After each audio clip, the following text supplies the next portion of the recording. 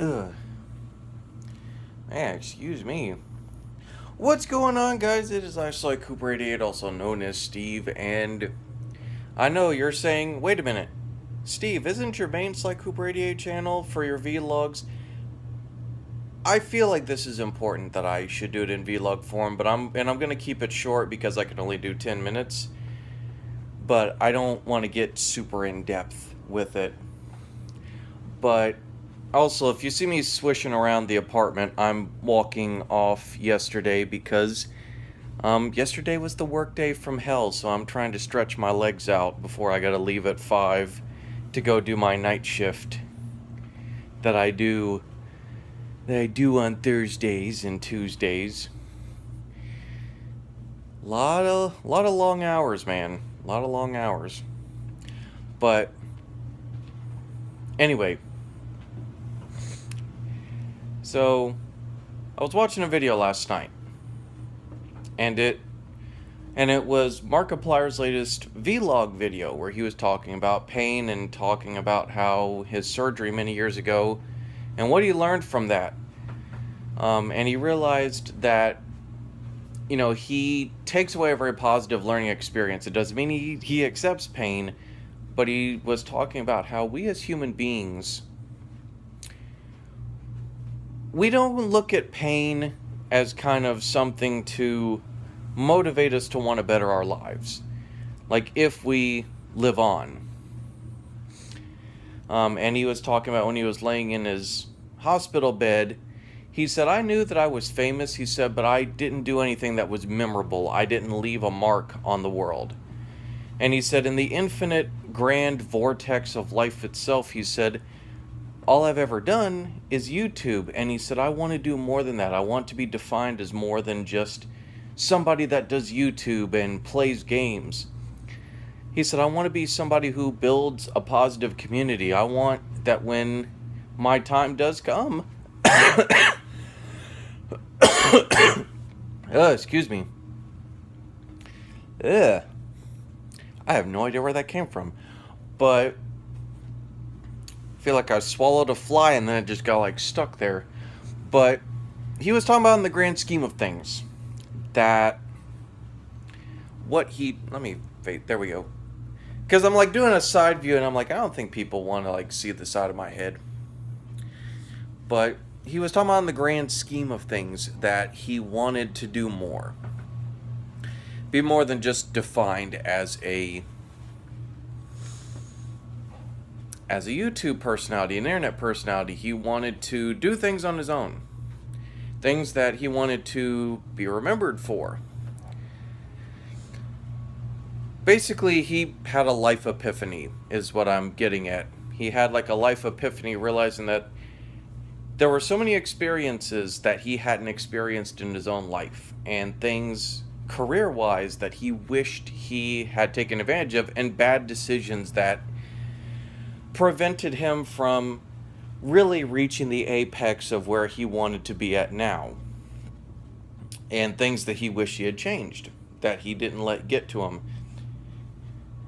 And I have no fear as a man admitting this, I did kind of tear up because there's a truth to that so much in my own life. There's a lot of stuff that I've kind of dropped or talked about, but I've never went in depth with it. And I probably never will with you guys. Maybe there might be a time where I do a Twitch stream, or maybe there might be a YouTube video where I'll talk about that. I try not to peel back the veil because, as is always the case, especially with the whole doctor disrespect cheating situation, some stuff you say on the internet can come back and bite you. Or, the whole James Gunn Twitter fiasco. So I kind of look at it as, and I have no fear in saying on my main Sly Cooper 88 channel, I have a lot of videos that are stupid, that I probably should delete, but I also look at it as it's the stepping stone for where I am now. It is the stepping stone of how I've matured, how I've gone forward in my life and try to become a much better, much wiser person.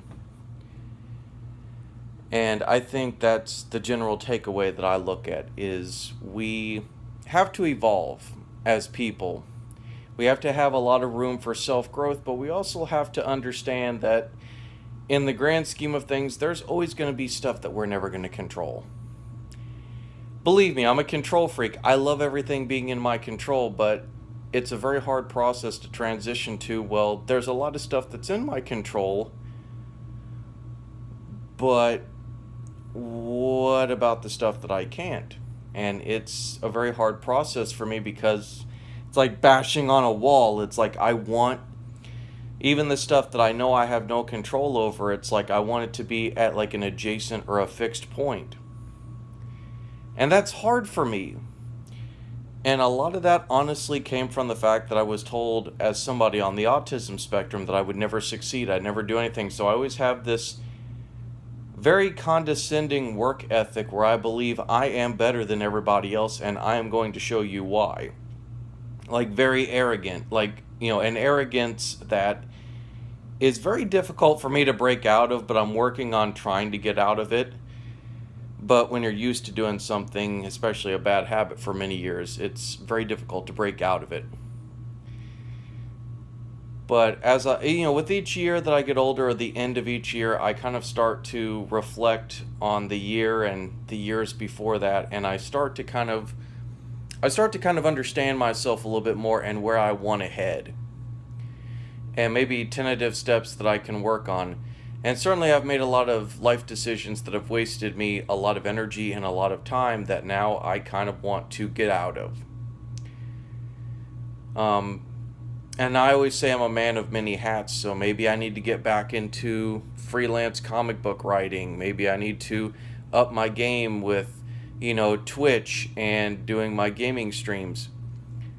I think that video was something that I didn't necessarily need to hear, but something I wanted to hear because it kind of validated, like, am I really trying my best to make changes that are positive and beneficial for myself? Am I living my life by the means that I want to, or am I kind of being a quote unquote fish that's fighting an uphill battle trying to get up a stream?